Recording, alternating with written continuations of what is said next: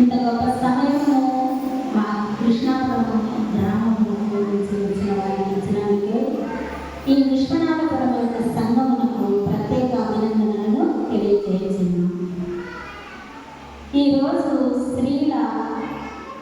స్త్రీలను గురించి మాట్లాడటకు అవకాశం ఇచ్చి ఉన్నారు మన సంఘ గురువైనటువంటి పాస్టర్ గారు. ఎప్పుడు మనము స్త్రీలమైనటువంటి ఎప్పుడు దేవుని వాక్యమును బోధించలేదు, కానీ అయినప్పటికీ మన సంఘములలో పాస్టర్లలో మనందరం కూడా దేవుని యొక్క వాక్యాన్ని మనము బోధించి ఇతరులకు చెప్పువారుగా ఉండాలని మన యొక్క పాస్టర్ గారైతే చాలా దినం నుంచి ఆశపడుతూ మమ్మల్ని ఈ యొక్క విశ్వనాథపురం గ్రామంకు రప్పించి ఉన్నాను. అందుని బట్టి రాకేష్ బాబు గారికి నా ప్రత్యేకమైనటువంటి అభినందనలు. ముఖ్యంగా నేను ఈ దినము వాక్యము స్త్రీలను గురించి చెప్పుచుండగా నా యొక్క వాక్యమును మీరందరూ వినగలిగినటువంటి కృపను దయచేయమని ఆలోచించున్నాను. కొద్ది నిమిషములు దేవుని ప్రార్థించుకుందాం.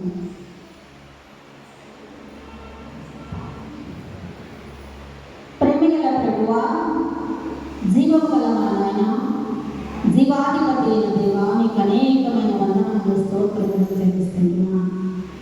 ఈ సమయంలో నా ప్రభువా, ఇదో నీ యొక్క అమూల్యమైన మాటలను నా ప్రభువా నీ ప్రియ బిడ్డలకు వినిపించుటకు నాయన ఇక్కడికి వచ్చి ఉంటాను కదా నా తండ్రి, మీరే మాతో మాట్లాడమని అడుగుచున్నాను.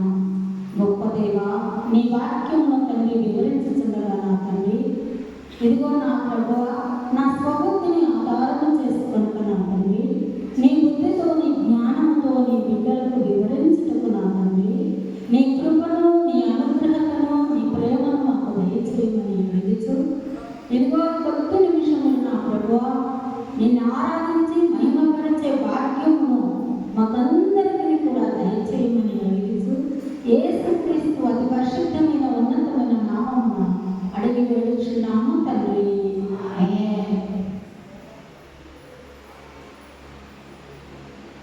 ప్రేమైన దేవుని సంగమా, ఈ దినము స్త్రీల గురించి మనం మాట్లాడుకోవడానికి వచ్చినాం. స్త్రీల గురించి వివరించడానికి వచ్చినాం. యూదా సమాజంలో స్త్రీలకు, ఆ దినములలో యూదా సమాజంలో స్త్రీలకు ఎటువంటి విలువ లేదు. స్త్రీలను ముఖ్యంగా వాళ్ళు ఆలయంలోని కూడా రాణించేవాళ్ళు కాదు. స్త్రీలను ఎప్పుడు వాళ్ళు బయటనే ఉంచేవాళ్ళు. యాజకులు వాళ్ళు మాత్రమే దేవాలయంలోకి వెళ్ళి దేవుడిని పరిశుద్ధపరచేవారు. దేవుడు పరిశుద్ధపరచడం అయితేనేమి, వాక్యం చదవడం అయితేనేమి, పాటలు పాడడం అయితేనేమి, ప్రతి విషయంలో కూడా స్త్రీలను మాత్రమే ఎప్పుడు లోపలికి రాణించేవాళ్ళు కాదు. కానీ ఈ దినాలలో స్త్రీలను ఎంతగానో గౌరవిస్తూ ఉంటున్నారు. ప్రేమైన దేవుని సంగమా, నేను చెప్పబడే మాటలు ఏంటంటే, నేను గొప్పగా చెప్పలేను, కానీ ఒక విషయం మాత్రమైతే నేను చెప్పగలను. దేవుడు ఆ దినాలలో మగ్దలేని మరియు మార్కు సువార్త 16:41 వచనంలో మనం చూసినట్లయితే,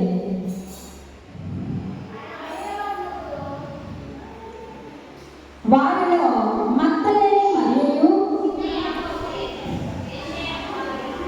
చిన్న యాకోబు, యేసే అనువారి తల్లి అయిన మరియు, సలోమియు ఉండేది.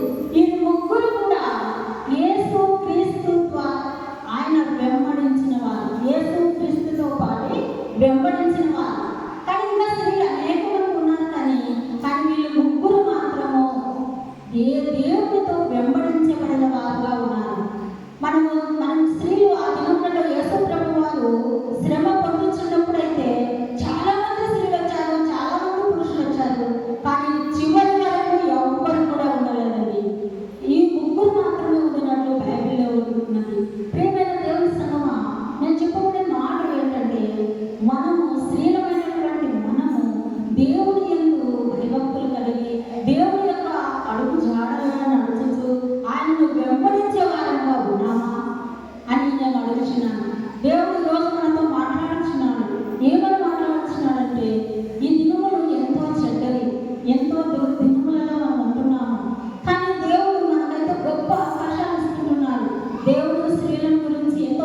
వివరించి ఉంటున్నారు.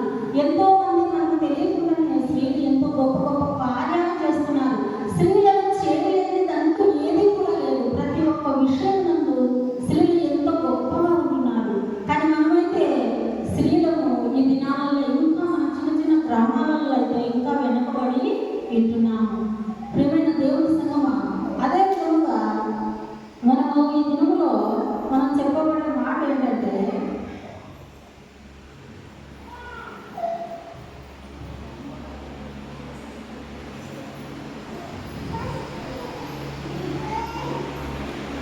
దేవుని యొక్క కార్యాలు మనము చూడాలని ఆశపడుచున్నాము. ఎందుకంటే లూకా సువార్త 2వ అధ్యాయం 36వ వచనంలో మనం చూసినట్లయితే, లూకా సువార్త 2వ అధ్యాయము 36వ వచనం, మరియు అషే గోత్రికురాలు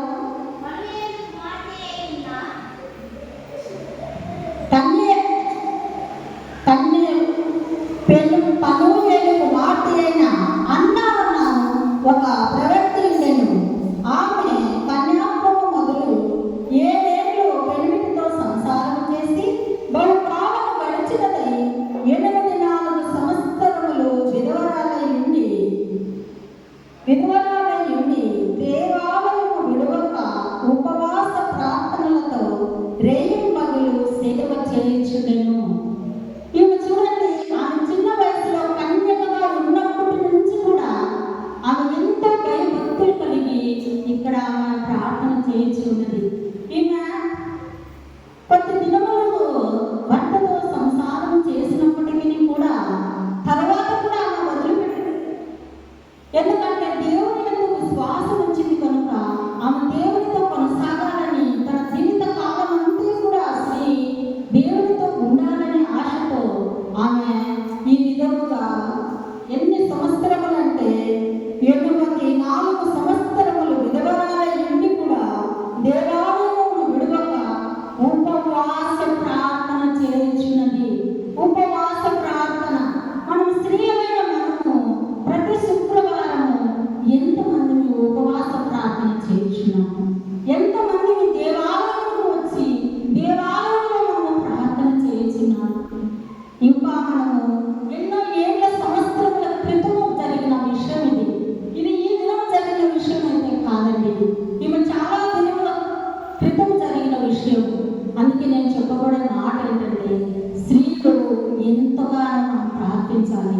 మన కొరకును, మన కుటుంబం కొరకును, మన పిల్లల కొరకును, మన భర్త కొరకును, మన తల్లిదండ్రుల కొరకును, మన చుట్టుపక్కల వారి కొరకును, మన సంఘస్థుల కొరకును కూడా మనం ప్రార్థన చేయాలి. ఎంతో మంది మనమైతే వెళ్ళలేమండి.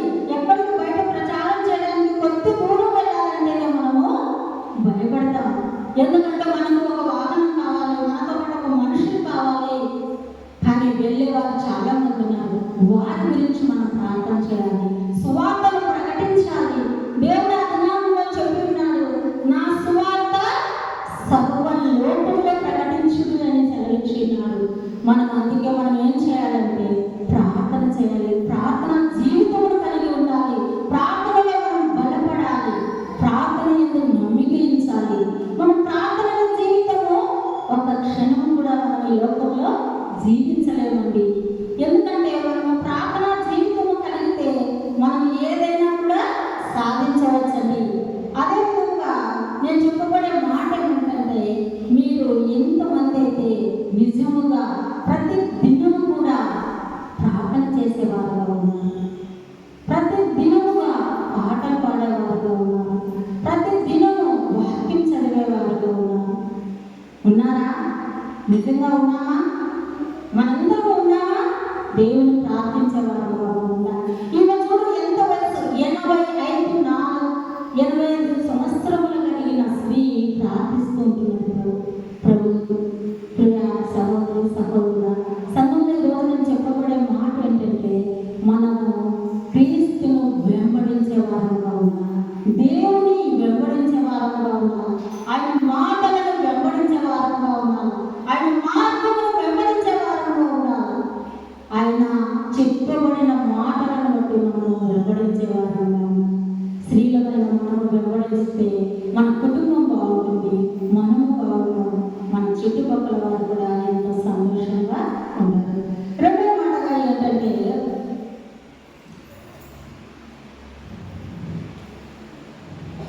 రెండవ రాజులు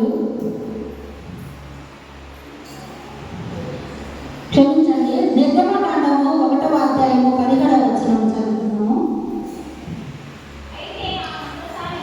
అయితే ఆ మంత్రసానులు దేవునికి భయపడి ఐగుప్తు రాజు తనకు ఆజ్ఞాపించినట్టు చేత బిడ్డలను బ్రతకనీయక ఐగుప్తు రాజు మంత్రసానులను పిలిపించి, మీరెందుకు ఆ పిల్లలను బ్రతకనిచ్చితిరి, ఈ పని ఎలా చేసిందని ఆ మంత్రకర్తను అడిగినాడు ఫరో రాజు. కానీ ఇక్కడ చెప్పబడిన మాట ఏంటంటే, ఐగుప్తు రాజును చెప్పినప్పుడు కానీ ఆ మంత్రసానులు ఆ మాట వినలేదండి.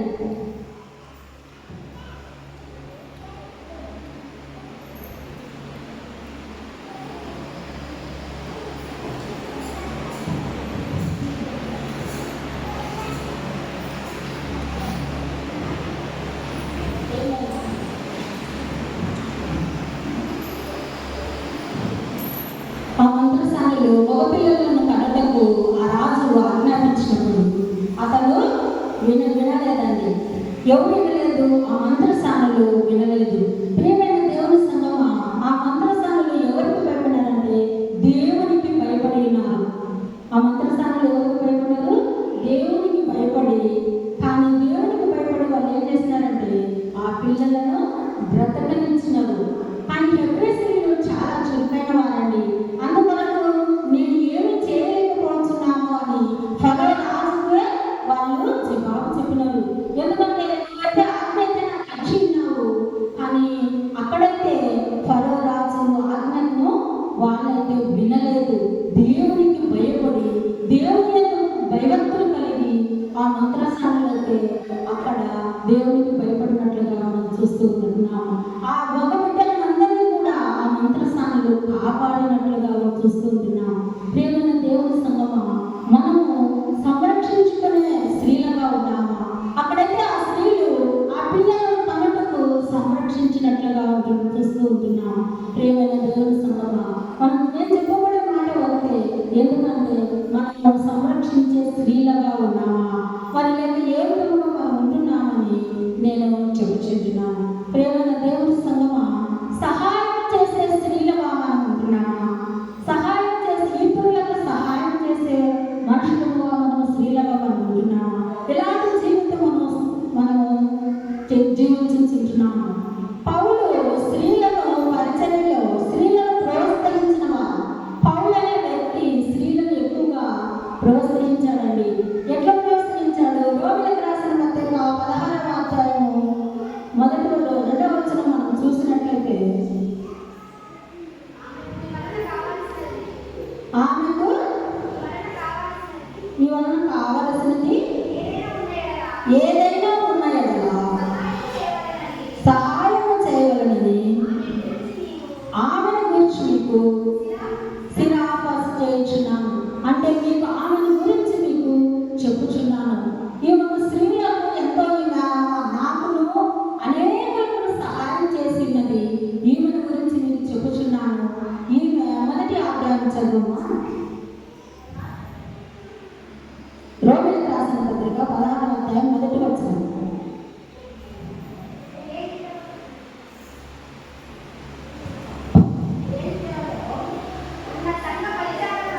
సంఘ పరిచారకులకు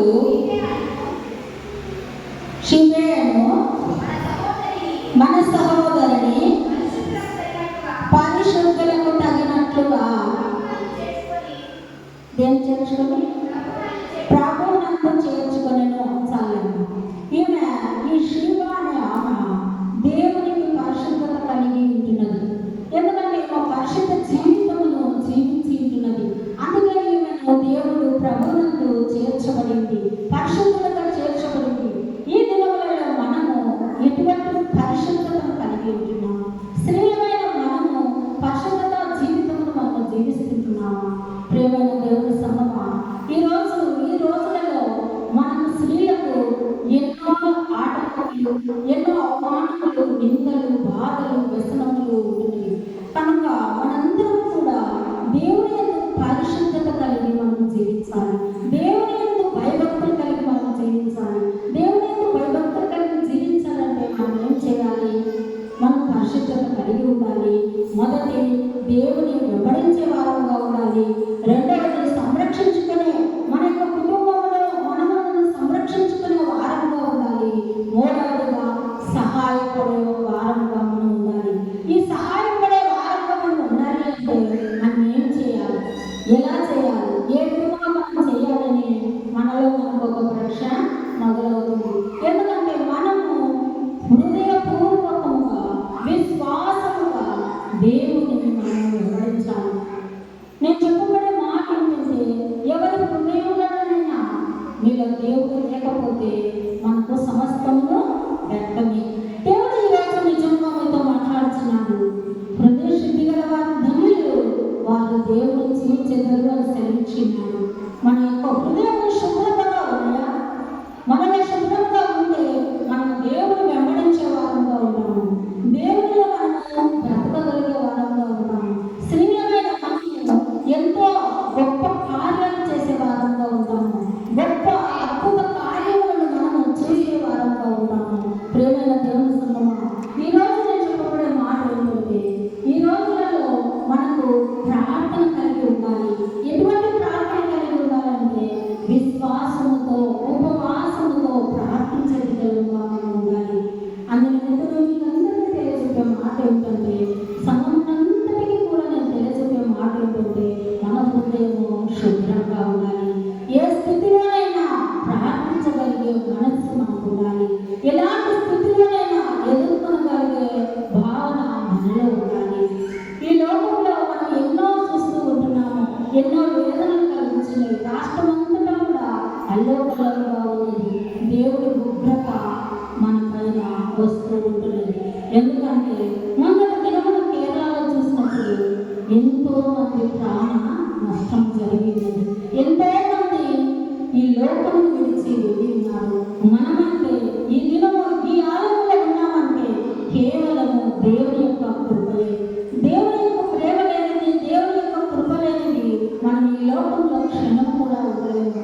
అందుకే నేను చెప్పబడే మాట ఏంటంటే, మనందరం కూడా కలిసి దేవుని ఆరాధించే వారంగా, దేవునికి స్తుతులు చెల్లించే వారంగా, దినము మనము దేవుని ప్రార్థించగలిగే వారంగా ఉండాలని దేవుని అడుగుచుంటున్నాము. ప్రేమల దేవుని సంగమా, ఈరోజు మొన్నటి దినమున విజయవాడలో జరిగిన సంఘటన బట్టి ఆలోచించున్నాను. నేను ఎంతో బాధపడుచుంటున్నాను. ప్రతి ఒక్కరు చూస్తుంటాను దేవుని యొక్క ఉగ్రతకు లోనైన వారు ఉంటున్నారు. ప్రియ దేవుని సంఘం, ఎంతో మంది చనిపోతుంటున్నారు. దేవుని సమయము ఈ దినములలో ఆసన్నమైనది, రాకడ ఆసన్నమైనది. స్త్రీలైనటువంటి మనము ప్రార్థించేవారు కూడా మన కుటుంబముల కొరకు, మన కొరకు, సంఘం కొరకు, పాస్టర్ల కొరకును, రాష్ట్రం కొరకును, దేశము కొరకును, సర్వము సృష్టించిన ఆ సృష్టికర్త కొరకును మనం ఎప్పుడు ఎల్లవేళలా నిరంతరము ప్రార్థించేవారుగా స్త్రీలమైన మనము ఉండాలి. ఏ చర్చి కన్నా వెళ్ళండి, ఏ పరిశుద్ధ ఆలయాలకైనా వెళ్ళండి, ఎక్కడికైనా వెళ్ళండి, అధిక సంఖ్యలో ఉన్నవారు స్త్రీలేనండి. ఇది నేను బాగా చెప్పగలను. ఇప్పుడు కూడా ఈ మన మధ్యలో వచ్చిన వారు స్త్రీల సంఖ్య ఎక్కువగా ఉన్నారు. ప్రేమల దేవుని సంగమా, నిరంతరం కూడా ప్రార్థించే వారుగా ఉండాలని ఆశపడుచున్నాను. ఎందుకంటే నేనైతే వాక్యం చెప్పేదాన్ని కాదండి. ఎందుకంటే కొద్ది మాటలు మీ ముందు మీతో మాట్లాడడానికి వచ్చినాను. మీరు నేను అందరం కలిసి దేవునితో మాట్లాడతామని ఆశపడుచున్నాను. ప్రియ సంగమా, హృదయంతో మాట్లాడండి. దేవుడు ఈరోజు మీతో మాట్లాడుచున్నాను. హృదయంతో మీరు దేవుని అడగండి. ఏది అడిగినా దేవుడు అనుగ్రహించే శక్తిని, కృపను ఇచ్చే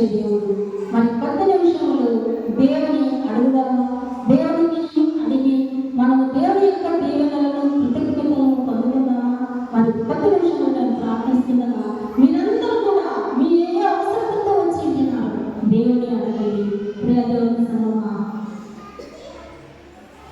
హల్లెలూయా.